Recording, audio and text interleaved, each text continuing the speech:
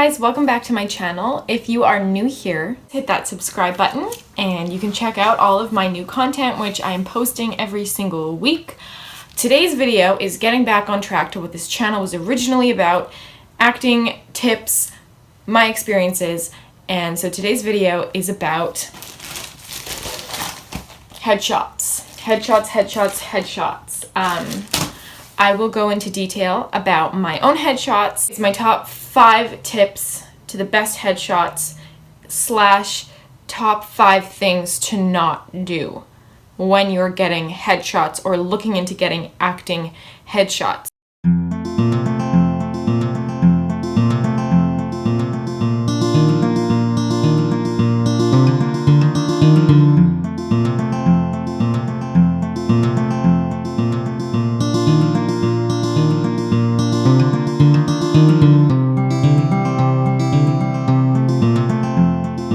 So let's just jump in. So let's jump right into our headshot tips, starting with number 1.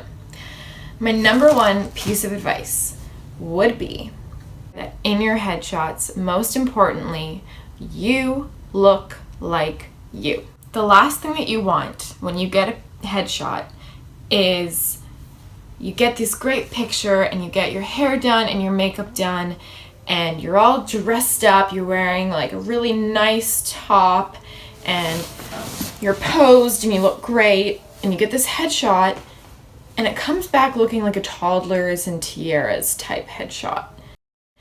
And you may look great, but if somebody saw you walking on the street, that's not what they would think. So then you fast forward, you're getting called in for an audition, and the casting director has this headshot sitting on their desk in front of them, and they think, okay, we're seeing this girl right now.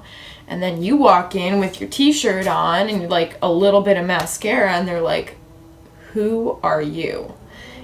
You gotta look like what that picture looks like. So I'm gonna show you guys my most recent headshots.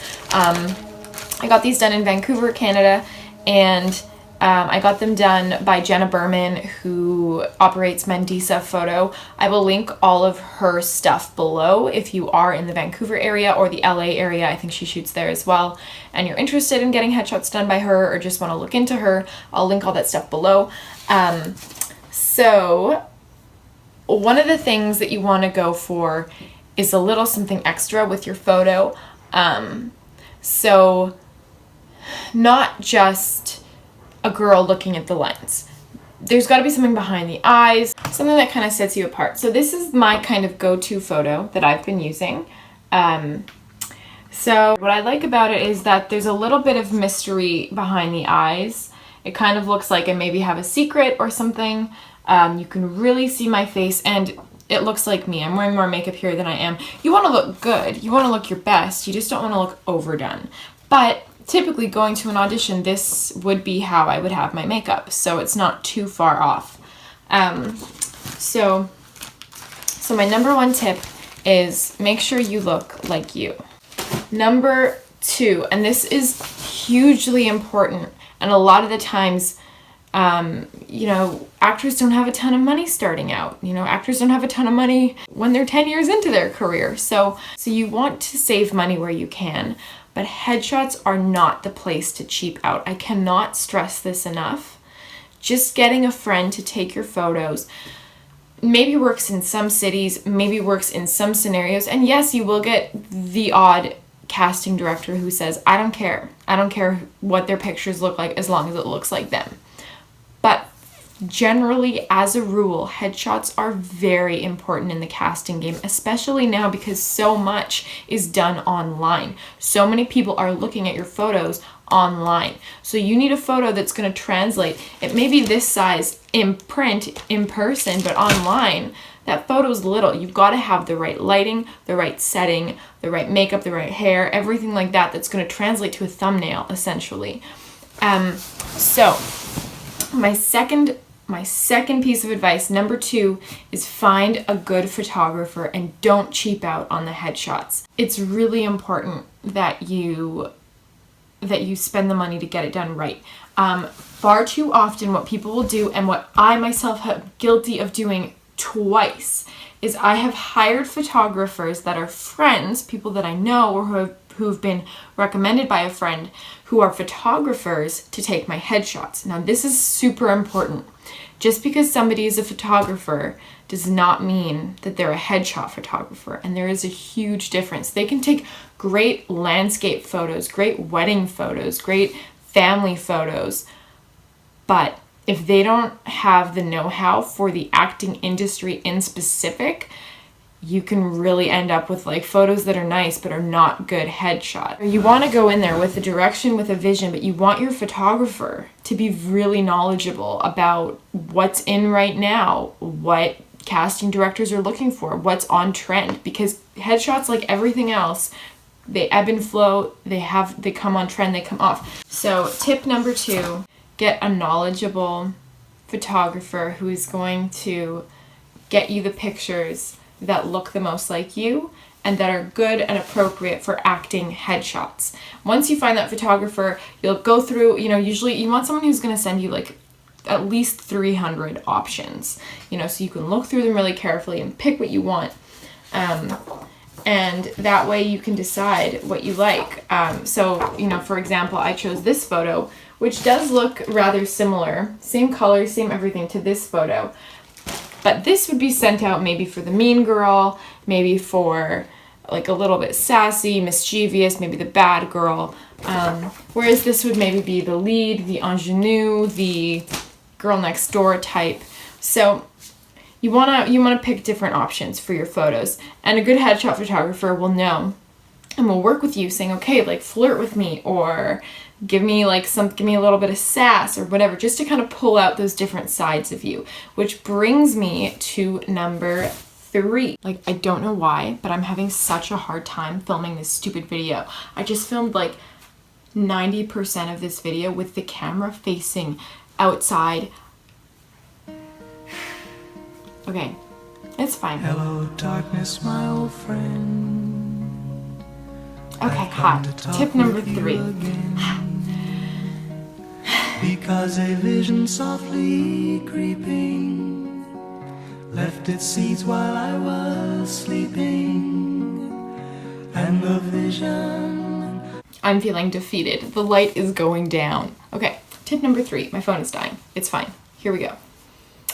Kind of like number 1, but different. You want to be specific. Like I said before, you want to have maybe like the bad girl and the girl next door look, some options, some variety, but you don't want to be too specific. For example, I am quite Nordic looking. I'm Swedish and I look it, and I get told that pretty often in casting. So that's fine. Does that mean that maybe I should like get some headshots that look like this? No, it does not. Just because you get cast as a certain thing or you look a certain way does not mean that you have to prove to people that that's what you are. If I wanted to really bring out my Swedishness in a photo, maybe I would wear something icy blue, bring out my eye color, emphasize how pale I am, and maybe have a higher angle that I'm looking up at so that they can really see my cheekbones. That's more so what you want to do. Maybe hint at what you kind of look like. This is too far, always. And it happens. Believe me, it happens. There are people who show up to headshot sessions, and they say, well, I usually get cast as a doctor, a lawyer, and a cop. So I've brought with me my stethoscope and my white coat, and then I've got my briefcase and my suit, and then I have my hat and my badge. No. One outfit would suffice for all of those because they all have something in common.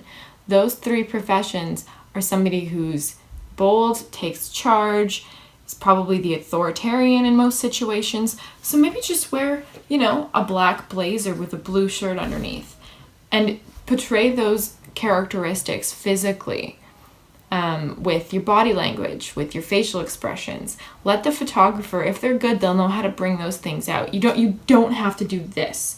This is too far.